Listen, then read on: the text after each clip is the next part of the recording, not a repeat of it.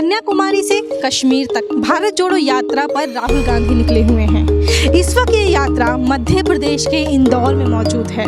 The मूक नायक भी यहाँ पर ग्राउंड पर पहुँचा हुआ है। राहुल गांधी से मुलाकात होगी, राहुल गांधी से सभी पर बात होगी। दलित हो, आदिवासी हो, जनगणना हो या बिल्किस बानो हाथरस जैसा मामला। सोच में क्या फर्क है?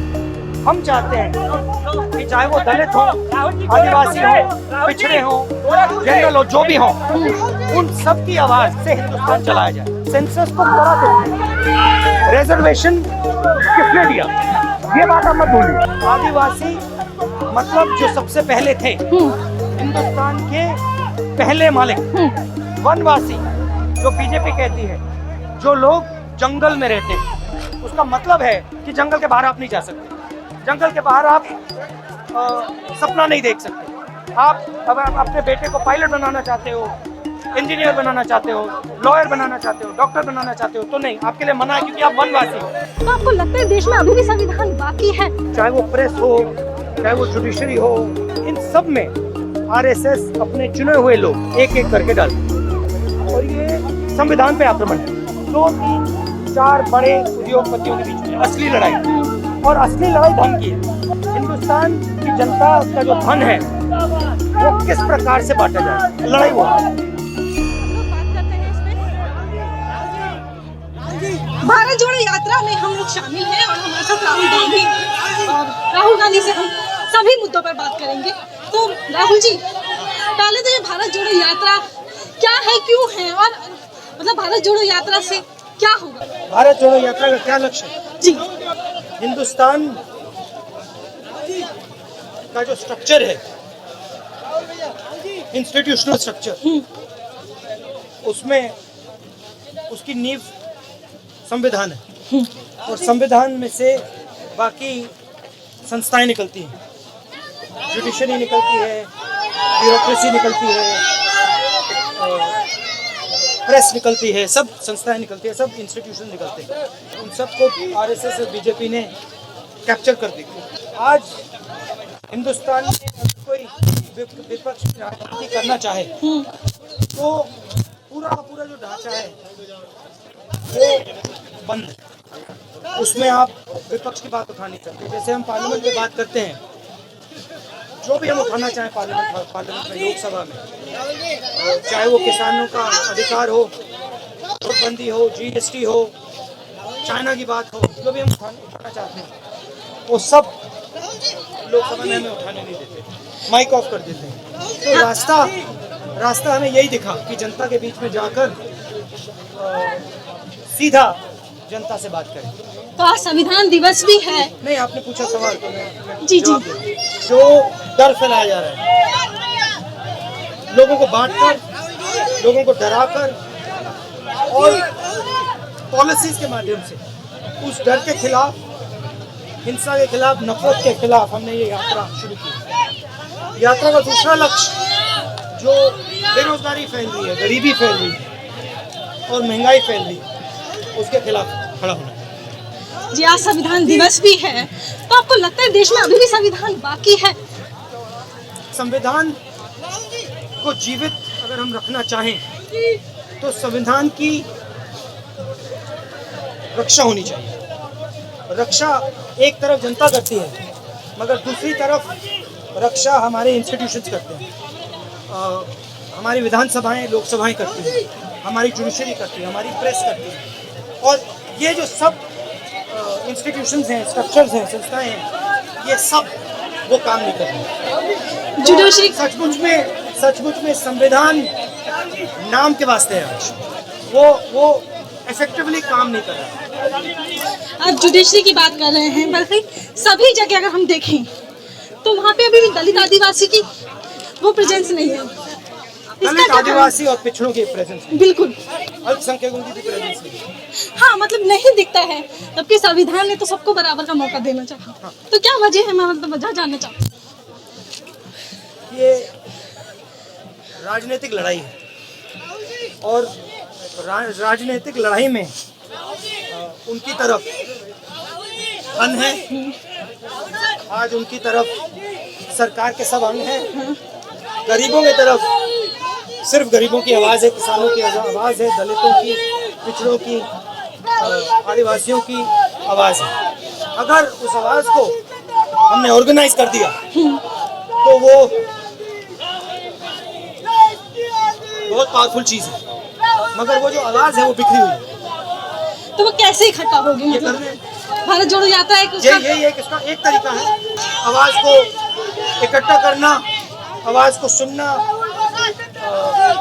लोगों से बात करना, लोगों के दिल में जो है उसको समझना और सब लोगों को एक प्लेटफॉर्म पे लाना। देखिए यहाँ पे कोई नफरत नहीं दिख रही है आपको, यहाँ पे कोई ये सवाल नहीं पूछ रहा भैया आप कौन सी जात के हो, कौन से धर्म के हो, स्त्री हो या पुरुष हो, बच्चे हो या बुजुर्ग हो, कोई नहीं पूछ रहा है, सब आ सकते हैं, खुला है।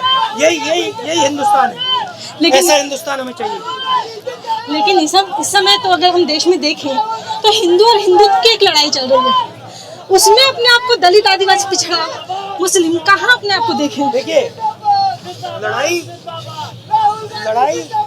हिंदुस्तान में गरीबों और 2, 3, 4 बड़े उद्योगपतियों के बीच में असली लड़ाई, और असली लड़ाई धन की है। हिंदुस्तान की जनता का जो धन है वो किस प्रकार से बांटा जाए, लड़ाई वो उसमें दलितों की जगह है, अल्पसंख्यकों की जगह है, गरीबों की, किसानों की, पिछड़ों की, सबकी जगह है। अभी क्या हो रहा है कि वन साइडेड हो गया, तो पूरा फायदा चुने हुए लोगों को लड़ाई वो है। इसको आप पकड़ेंगे क्या थोड़ा सा? आ जाओ। Thank you so much.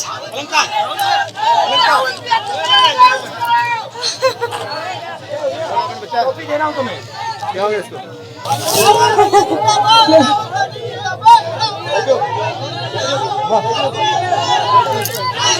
Main लड़ाई धन को कैसे बांटा जाए उसकी है। लेकिन जुडिशरी में भी तो एक तरह के लोग हैं। अगर हम कॉलेजियम की बात करें तो कॉलेजियम में हम जानते हैं कि एक तरह के लोग हैं, एक ही तरह के लोग वहाँ पहुँच रहे हैं। तो कॉलेजियम पे आपका क्या कहना है? देखिए मैं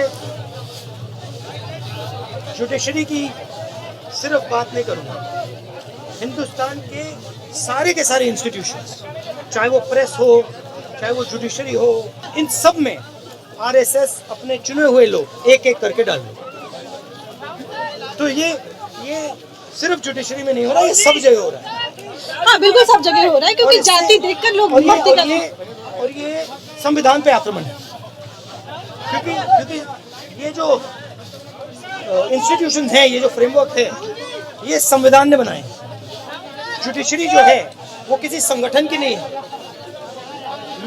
वो ब्यूरोक्रेसी हिंदुस्तान की है, वो किसी संगठन की नहीं है, आरएसएस की नहीं है, वो हिंदुस्तान की जनता की है। प्रेस भी किसी एक व्यक्ति की नहीं है, मोदी जी की या शाह जी की या आरएसएस की नहीं, हिंदुस्तान की जनता का है।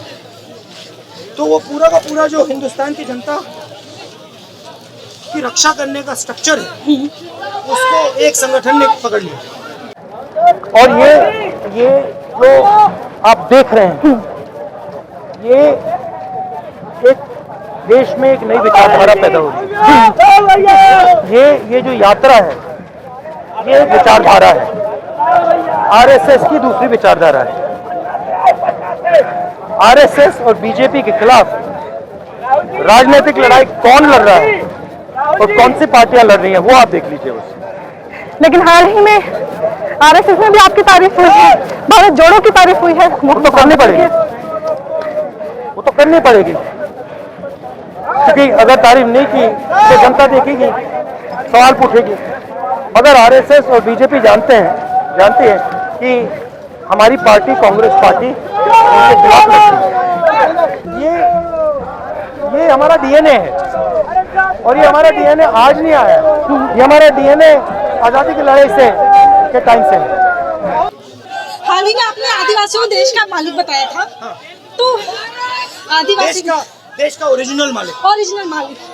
लेकिन छत्तीसगढ़ में अगर हम देख रहे हैं जो आदिवासियों की लड़ाई है और लड़ रहे हैं वो, उस पर आपका क्या कहना है? क्योंकि वहाँ पर उस तरह का सपोर्ट भी नहीं है।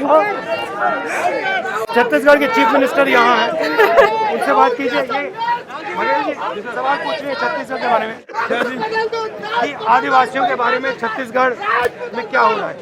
देखिए, सबसे पहली बात यह है, जल जंगल जमीन उनका हक है और उन्होंने कभी उनके क्योंकि स्वाभाविक रूप से उसे मिला हुआ है, उन्होंने दावा नहीं किया। जैसे मैदान में हम लोग जमीन अपने बाप दादा ने हमारे बाप दादा ने करा लिया, आदिवासी नहीं कराए। यूपीए सरकार ने जो फॉरेस्ट राइट एक्ट लाया, उसके तहत अधमान्यता पत्र दिए और हमारे यहाँ 4.5 लाख आदिवासियों को अधिमान्यता पत्र दिए। फिर उसके बाद पूरे देश में पहली बार हुआ उपज की खरीदी की व्यवस्था की, उसको लोन दिए और जितने लघु अनुपज है 65 प्रकार के लघु अनुपज हम लोग खरीदी कर रहे हैं। पूरे देश का 75% केवल छत्तीसगढ़ में, उसका वैल्यू एडिशन कर रहे हैं। उसे लोगों को रोजगार मिला, उसकी इनकम बढ़ रही है। भूमि अधिग्रहण बिल लाया गया, 5 साल से यदि कोई उद्योगपति जमीन अपना उपयोग नहीं किया, हम वापस कर दें। वापस करना है। पूरे देश क्या दुनिया में पहली बार आदिवासियों को जमीन वापस दी गई। लेकिन हंसदे वरने के लिए अभी भी लोग लड़ रहे हैं। और एक छोटा हिस्सा है जिसके बारे में बात हो रही है, लेम्बरू एलिफेंट बीजेपी शासनकाल में 400 वर्ग किलोमीटर किया था, उसको हम लोग 9,500 वर्ग किलोमीटर में पूरा उसको कर दिया गया। थोड़ा सा पेड़ जो कोयला के लिए था, उसमें मुश्किल 40 हेक्टेयर जमीन, कहाँ 9,500 स्क्वायर किलोमीटर, उसमें से 40 हेक्टेयर 8,000 पेड़ काटे गए। कोयला राजस्थान को जरूरत है, इसलिए दिया गया, उसके बदले में पहले से पेड़ लगा दिए गए।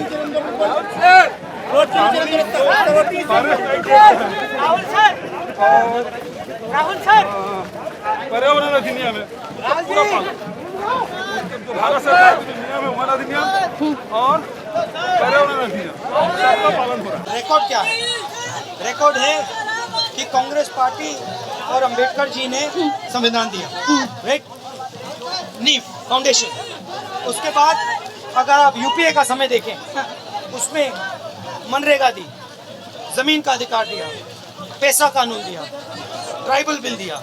तो हमारा रिकॉर्ड तो बिल्कुल क्लियर है और ये बहुत बड़े काम, ये छोटे काम नहीं। और इन काम करने के लिए बहुत बड़ी राजनीतिक लड़ाई लड़नी पड़ी। ये छोटे काम नहीं है।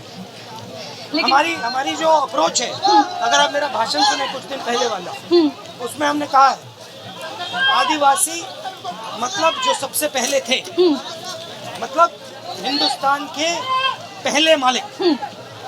वनवासी जो बीजेपी कहती है, जो लोग जंगल में रहते हैं। सवाल ये उठता है कि अगर वो वनवासी हैं और जो बीजेपी कह रही है, उसका मतलब है कि जंगल के बाहर आप नहीं जा सकते, जंगल के बाहर आप सपना नहीं देख सकते। आप अब आप अपने बेटे को पायलट बनाना चाहते हो, इंजीनियर बनाना चाहते हो, लॉयर बनाना चाहते हो, डॉक्टर बनाना चाहते हो, तो नहीं, आपके लिए मना है क्योंकि आप वनवासी हो। और फिर जंगल को काटा जा रहा है, तो अंत में जिनको वनवासी कह रहे हैं उनके पास जंगल भी नहीं बचे, तो वो कहीं के नहीं रहेंगे। लेकिन उसी जंगल ये सोच में फर्क है। हम चाहते हैं कि चाहे वो दलित हो, आदिवासी हो, पिछड़े हो, जो भी हो, उन सब की आवाज से हिंदुस्तान चलाया जाए और जो हिंदुस्तान का धन है वो सब के बीच में बांटा जाए। ये नहीं कि 2-3 लोगों को पूरा का पूरा धन मिल जाए और बाकी लोग देखते रह जाए। ये सबसे बड़ा फर्क है बीजेपी और कांग्रेस में। और अगर आप हमारा रिकॉर्ड देखें शुरुआत से, मैंने आपको संविधान की बात करी, हरी क्रांति की बात देखिए, सफेद क्रांति की बात देखिए, बैंक नेशनलाइजेशन देखिए, लिबरलाइजेशन देखिए, प्रिवी पर्स देखिए, मनरेगा देखिए, पूरा हमारा रिकॉर्ड है। और ये 5 साल का रिकॉर्ड नहीं है, ये पुराना 100 साल पुराना रिकॉर्ड है, जब हमने आज़ादी की लड़ाई शुरू की। हम लोकतांत्रिक पार्टी हैं।